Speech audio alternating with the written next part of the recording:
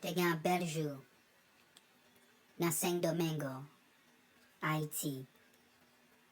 Un bel jour matin, François entre dans le restaurant.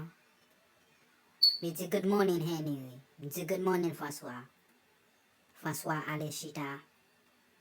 Un petit temps passé, marché sur François. Il dit François, qui sont besoin? François dit, bon moi specialty. En bas, t'as bien mangé, en bas, café, votre moi plein. Il dit ok François. Un petit temps passé, vient avec pour lui, il commence à crier. Il crier. Le wè kap lan, li kenbe kap lan, kriye an dan kap lan. Tellement kriye kap lan plein. Li kriye. Li gade mwen, li di Christophe ki so ban mwen la. Après ça, li kriye.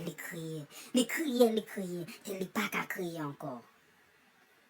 Tan pase,